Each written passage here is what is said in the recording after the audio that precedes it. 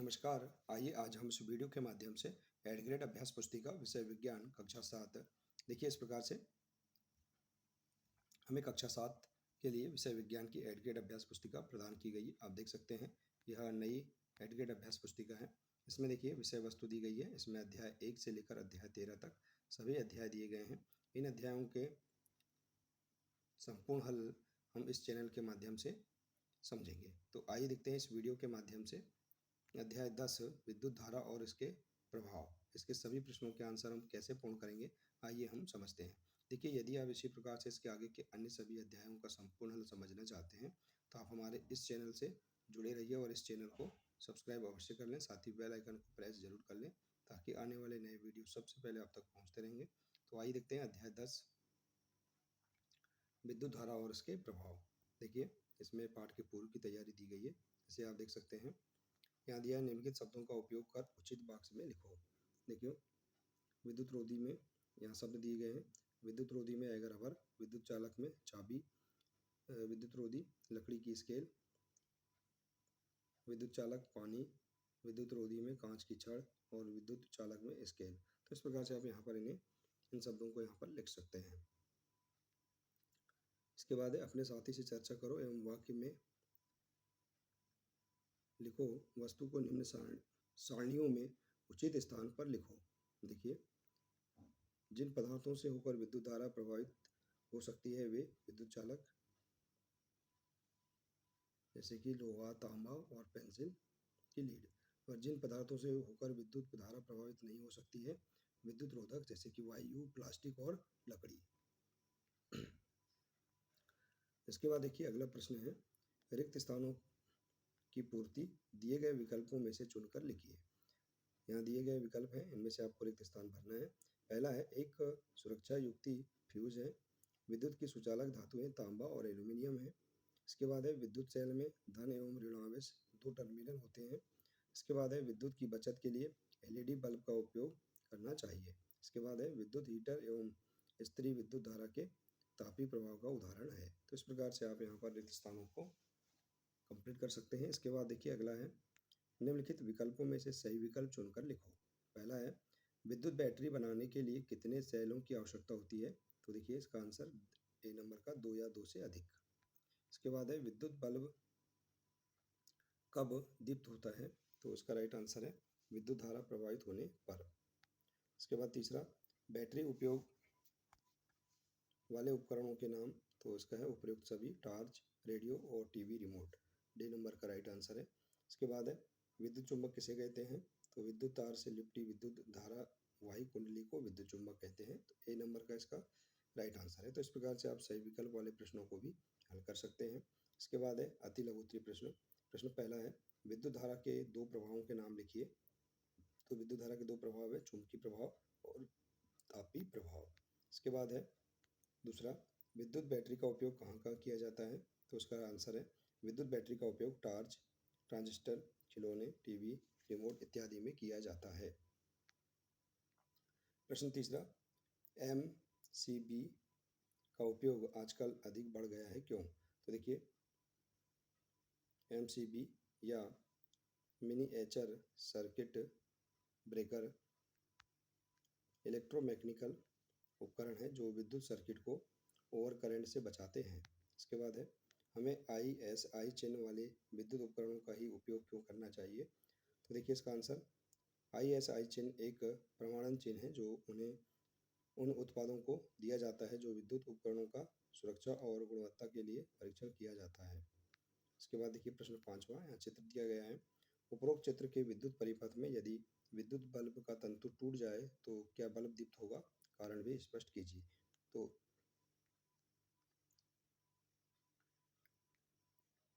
देखिए इसका आंसर यदि विद्युत बल्ब का तंतु टूट जाए तो बल्ब दीप्त नहीं होगा, क्योंकि उसमें विद्युत धारा का प्रभाव रुक जाएगा और इस स्थिति में परिपथ पूर्ण नहीं होगा। अगला प्रश्न, प्रश्न 6वां, लघु पथन या शॉर्ट सर्किट से क्या समझते हैं, लिखिए। तो देखिए इसका आंसर विद्युत परिपथों में अत्यधिक विद्युत धारा प्रवाहित होने का एक कारण विद्युत तारों में परस्पर सीधा संपर्क हो जाना होता है। ऐसा टूट फूट अथवा तारों के विद्युत रोधन के हटने के कारण हो सकता है। इससे लघुपथन या शॉर्ट सर्किट हो सकता है। अत्यधिक धारा प्रभावित होने का एक कारण एक ही सॉकेट से कई युक्तियों को संयोजित करना हो सकता है। इससे परिपथ में अतिभारण हो सकता है। आपने समाचार पत्रों में अतिभारण या लघुपथन के कारण लगने वाले आगों के बारे में भी पढ़ा होगा। इसके बाद अगला प्रश्न, विद्युत फ्यूज बनाने में किस धातु का तार उपयोग किया जाता है और क्यों? तो विद्युत फ्यूज बनाने के लिए इस्पात ओण के तार का उपयोग किया जाता है, क्योंकि इस्पात ओण का तार पिघलकर टूट जाता है। इसके बाद देखिए अगला प्रश्न है, प्रश्न 8 है, विद्युत धारा का तापीय प्रभाव किसे कहते हैं? ऐसे दो साधित्रों के नाम लिखिए जिसमें विद्युत धारा के तापीय प्रभाव का उपयोग होता है। तो किसी तार से विद्युत धारा प्रवाहित होने पर वह तार गर्म हो जाता है, इसे ही विद्युत धारा का तापीय प्रभाव कहते हैं। उदाहरण के लिए गीजर और निमज्जन तापक। इसके बाद है 9वां प्रश्न, विद्युत धारा के चुंबकीय प्रभाव से आप क्या समझते हैं? एक उदाहरण दीजिए।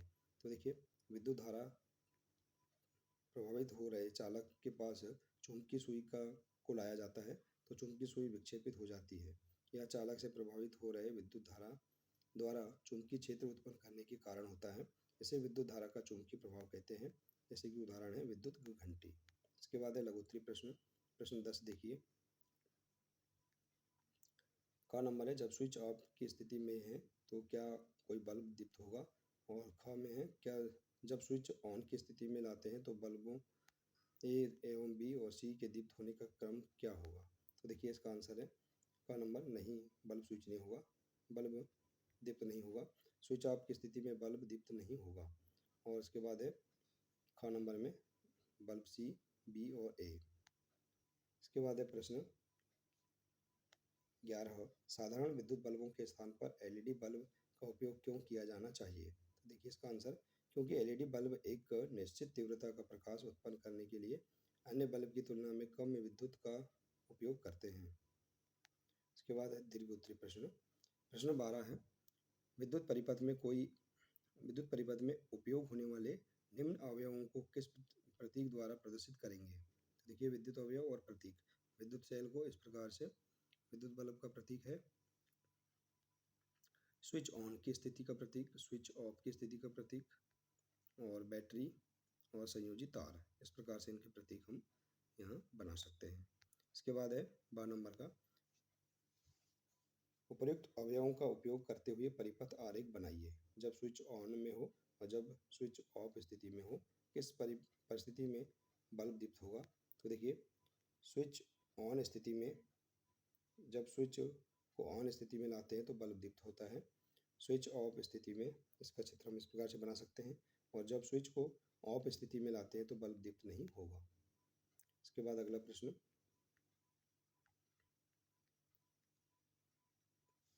प्रश्न 13, विद्युत चुम्बक का उपयोग किसी कचरे के ढेर से प्लास्टिक को पृथक करने में किस प्रकार किया जा सकता है? स्पष्ट कीजिए। तो देखिए विद्युत चुम्बक का उपयोग किसी कचरे के ढेर से प्लास्टिक को पृथक करने के लिए नहीं किया जा सकता, क्योंकि प्लास्टिक चुंबकीय पदार्थ नहीं है।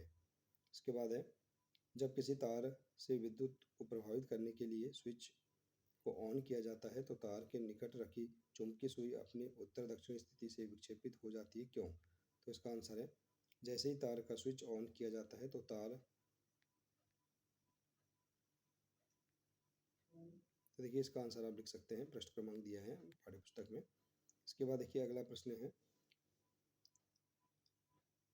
प्रश्न 15, साधारण विद्युत बल्बों के स्थान पर एलईडी बल्ब का उपयोग न करें तो उसके क्या प्रभाव होंगे, लिखिए। तो देखिए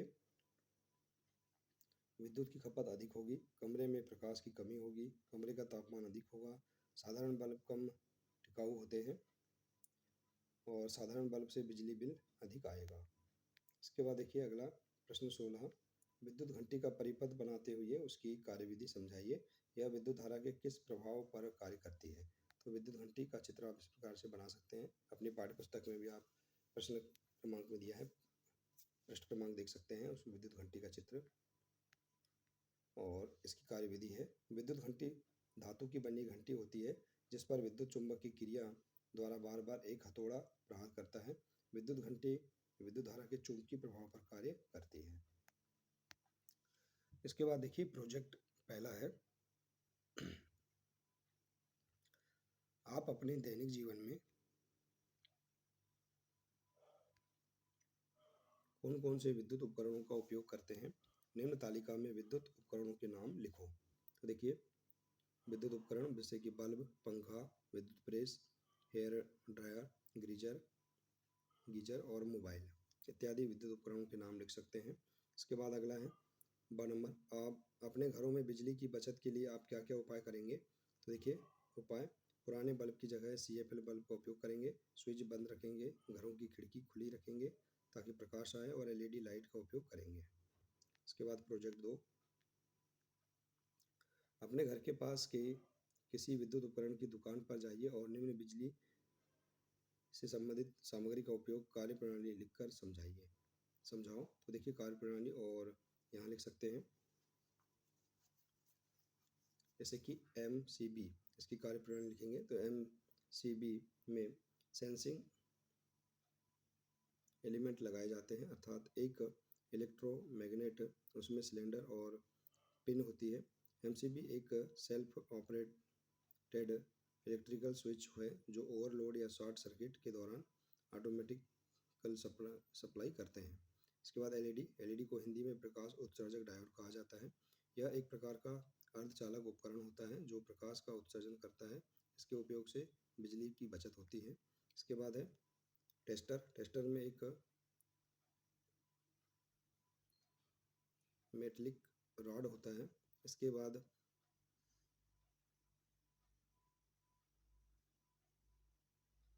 होता है रेसिस्टर।